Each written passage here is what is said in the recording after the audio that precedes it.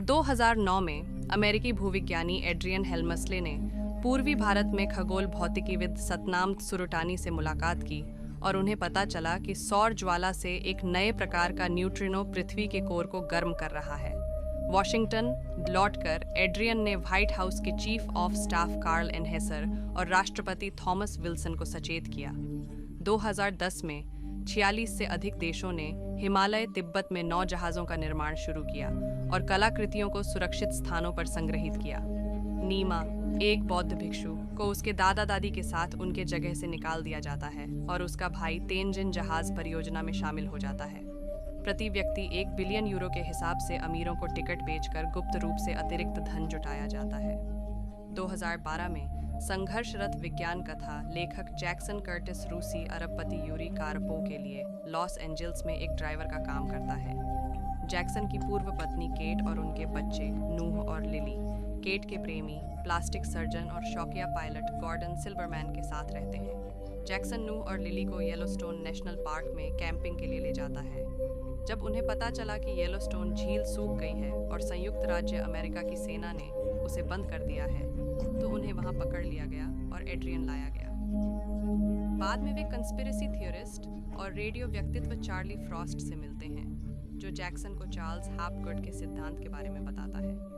ध्रुवीय बदलाव और मेसोअमेरिकन लॉन्ग काउंट कैलेंडर, 2012 की घटना और दुनिया भर में तबाही की भविष्यवाणी के बारे में बताता है और कहता है कि दुनिया की सरकारें जनता को चेतावनी देने का प्रयास करने वाले किसी भी व्यक्ति को चुप करा देती हैं। आगे देखते हैं कि अपने शुरुआती संदेह के बावजूद जैक्सन ने ऐसे संकेत देखने के बाद चार्ली की चेतावनी पर ध्यान दिया, जो इसकी पुष्टि करते हैं। सांता मोनिका हवाई अड्डे पर यूरी के बेटों इलेक और ओलेग को छोड़ने के बाद, जो विमान में चढ़ते समय निकट विनाश की चेतावनी भी देते हैं, वह एक सेस्ना प्लेन किराए पर लेता है और अपने परिवार को बचाने के लिए निकल पड़ता है।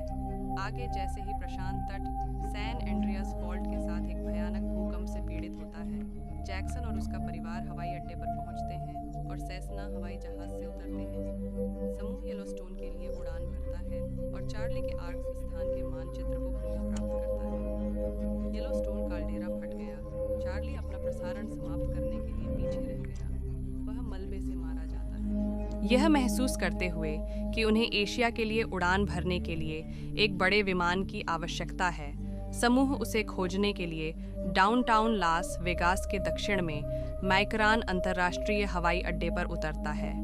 आगे देखते हैं कि एड्रियन, कार्ल और उसकी पहली बेटी लॉरा जहाज के लिए उड़ान भरते हैं, जबकि राष्ट्रपति विल्सन राष्ट्र को संबोधित करने के लिए व्हाइट हाउस में रहते हैं। आगे जैक्सन को कारपोव, यूरी की प्रेमिका तमारा और उनकी पायलट साशा मिलती है। साशा और गॉर्डन एंटोनोव एएन जहाज में परिवारों को बाहर ले जाते हैं, क्योंकि काल्डेरा से ज्वालामुखी की राख लास वेगास घाटी को ढक लेती है। दुनिया भर में आपदाओं में अरबों लोग मरते हैं, जिनमें राष्ट्रपति विल्सन भी शामिल हैं। उपराष्ट्रपति की मृत्यु के बाद राष्ट्रपति पद का उत्तराधिकार समाप्त होने के बाद कार्ल ने खुद को कार्यवाहक कमांडर इन चीफ नियुक्त किया। हिमालय पहुंचने पर एंटोनोव के इंजन में खराबी आ जाती है।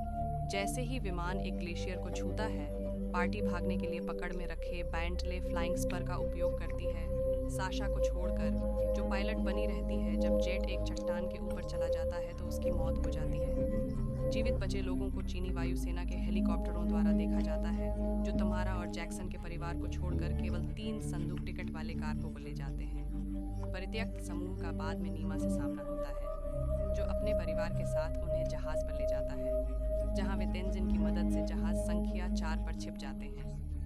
मेगा सुनामी आने पर कार्ल ने लोडिंग गेट बंद करने का आदेश दिया, हालांकि अधिकांश लोग सवार नहीं हुए थे। एड्रियन ने कप्तान और अन्य जीवित विश्व नेताओं को यात्रियों को जहाज पर चढ़ने की अनुमति देने के लिए राजी किया, लेकिन यूरी की मौत हो गई क्योंकि उसने अपने बेटों को जहाज ठौर पर धकेल दिया।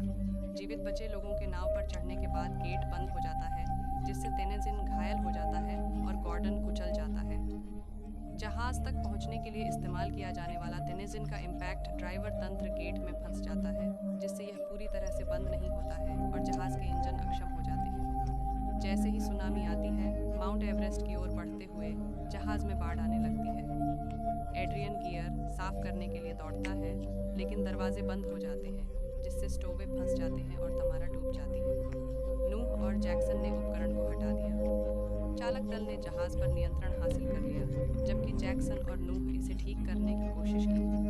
आगे देख, पानी कम हो रहा है। जहाज केप ऑफ गुड होप के पास पहुंचता है, जहां ड्रैकेंसबर्ग पर्वत पृथ्वी पर सबसे ऊंची पर्वत श्रृंखला है। और आगे देखते हैं कि एड्रियन और लॉरा एक रिश्ता शुरू करते हैं और कहानी यही समाप्त होता है। यदि वीडियो पसंद आए तो कमेंट करना ना भूले। इसी के साथ हमारी मुलाकात एक नए वीडियो में होगी। धन्यवाद।